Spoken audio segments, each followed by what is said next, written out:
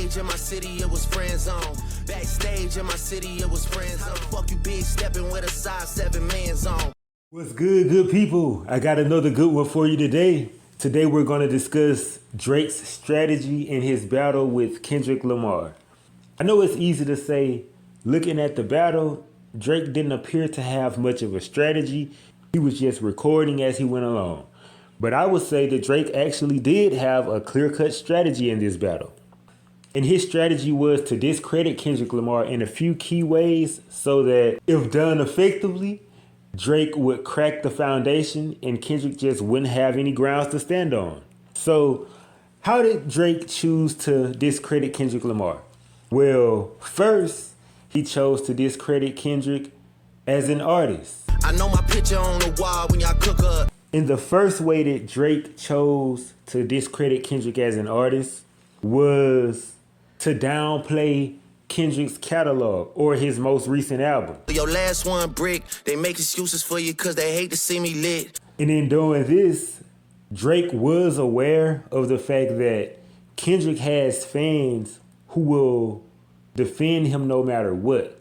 And with that awareness, Drake preemptively combated anything that the fans may say by saying, they make excuses for you because they hate to see me lit. So if anyone chooses to discredit Drake and what he's saying, it's simply because they make excuses for you because they hate to see me lit. Or if anyone chooses to defend Kendrick from what's being said about him, it's because they make excuses for you because they hate to see me lit. So Drake chose to get ahead of any defense or any critique that may come his way for how he addresses Kendrick.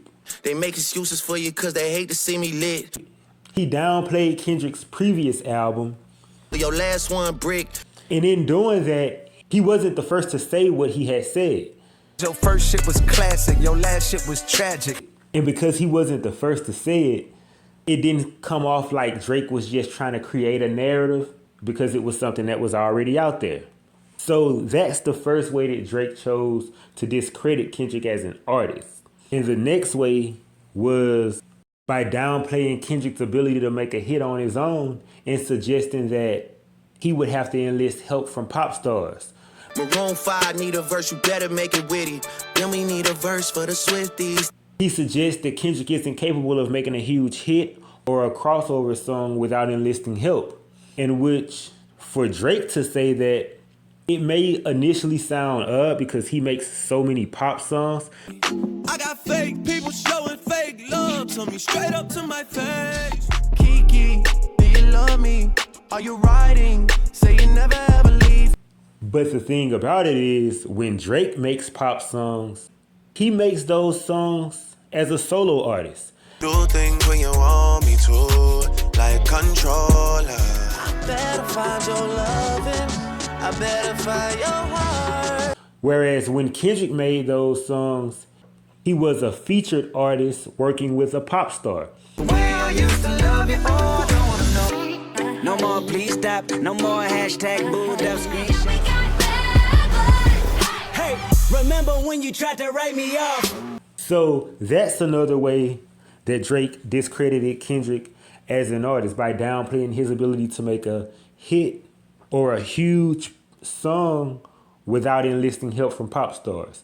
And the next way that he discredits Kendrick as an artist is by downplaying Kendrick's Grammy wins. Kendrick just opened his mouth.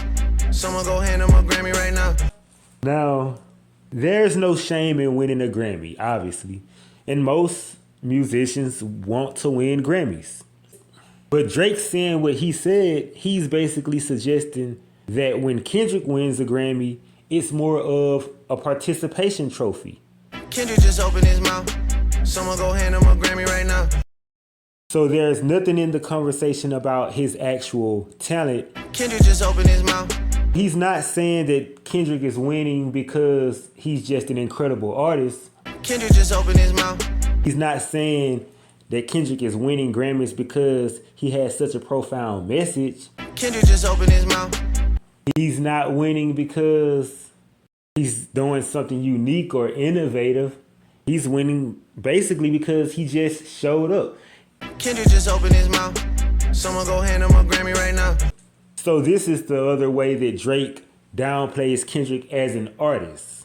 And beyond that, he even gets into the business of things by saying, Top say drop, you better drop and give him 50. And in saying that, he's suggesting that Kendrick doesn't even have any control over his career or the business or brand that is Kendrick Lamar. Pull your contract, cause we gotta see the split. The way you doing splits, bitch, your pants might rip. And he even carries that theme over into the Tailor-Made freestyle. Tailor-made your schedule with Ant, you out of the loop. Hate all you corporate industry puppets. And he carries it into Family Matters. Anthony set up the plays. Kojo be charging you double for none. And basically saying that not only does Kendrick not have any control over his career, but he's basically getting ripped off.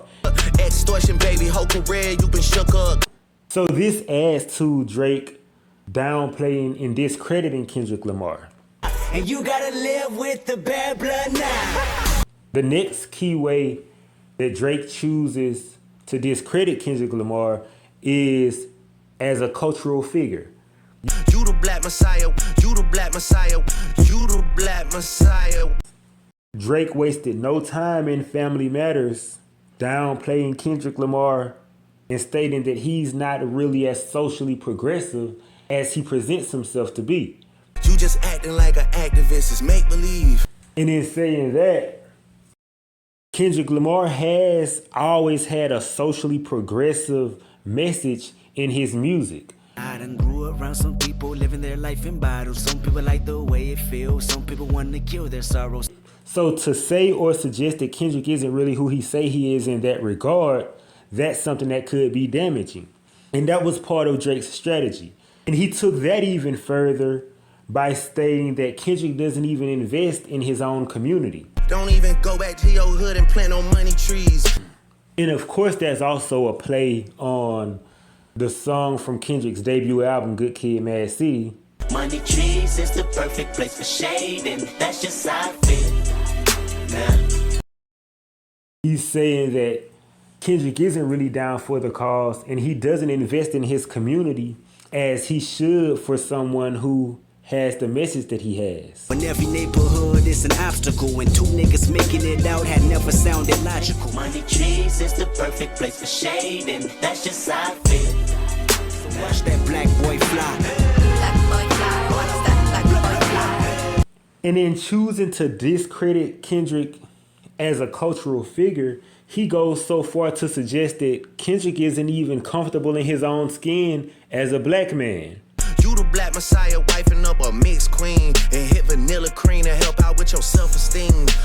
And saying this could be damaging when said about the guy who said, Emancipation of a real nigga. Ooh, we get it, we got it. The blacker the berry, the sweeter the juice.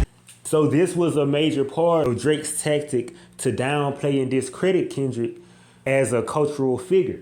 Because if he could change the public's perception of Kendrick, especially as a cultural figure or a community activist, that's something that could be damaging to Kendrick. Because he's always had those socially progressive messages in his music. But if God got us, then we gon' be alright. Nigga, we gon' be alright. And this brings us to the last key tactic in Drake's strategy against Kendrick. And that's to discredit him as a man. The next one is really about to bring out the coward in you. This is something that he actually started back in Push-Ups because he set the stage when he said, Nigga calling top to see a top, want a piece of the nah pussy, now you on your own when you speaking up. Drake knows that we all heard like that. Okay, let's get it up. It's time for him to prove that he's a problem. And Kendrick was well prepared to go to war, and he was confident in his ability to win. I'm really like that. But Drake is saying that behind the scenes, Kendrick didn't have that same energy that he presented on the record. Begging cops or not, boy, you not fucking beating us. And he's basically suggesting that Kendrick actually tried to make peace behind the scenes before Drake would have the chance to respond. Nigga calling top to see a top, want a piece of the But Drake wasn't going for it. nah pussy, now you on your own when you speaking up. And he doesn't just say this in push-ups, because he carries this sentiment into Family Matters. They shook about what I'ma say, but texting your phone like we already won. Drake was very intentional about painting the picture of Kendrick not being as confident behind the scenes as he presented himself on the records. Who got 2 T's with me? I'm snatching chains and burning tattoos. It's up.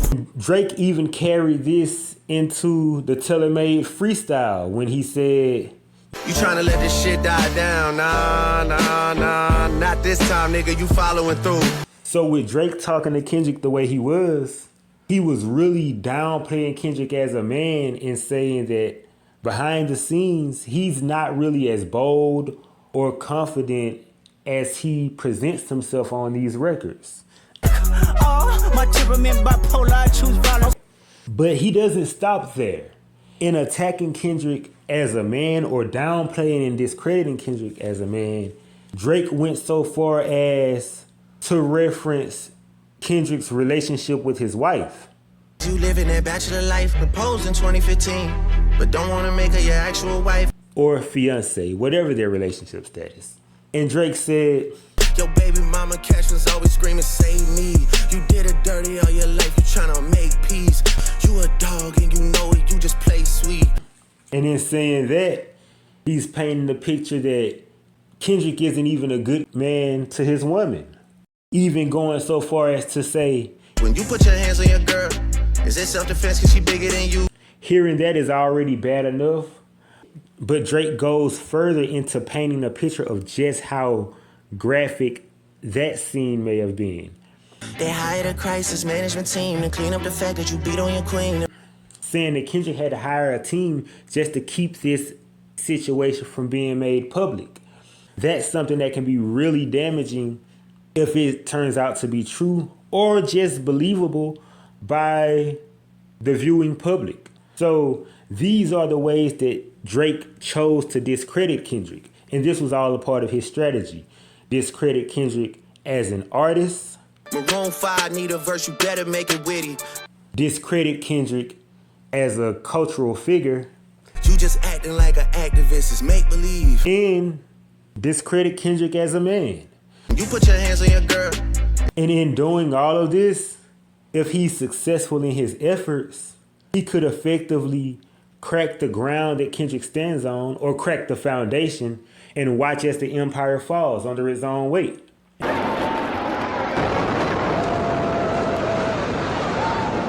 And that's actually a decent strategy in war, because without a solid foundation, nothing can stand. And that's what Drake's strategy was. Crack the foundation and watch the empire fall. Or I could be wrong, but I hope you enjoyed the video. Let me know what you think down in the comments. This shit gotta be over by now for anyone out here that's calling it right. You did. In the picture you painted ain't what it seemed. You did. In the picture you painted ain't what it seemed. You did.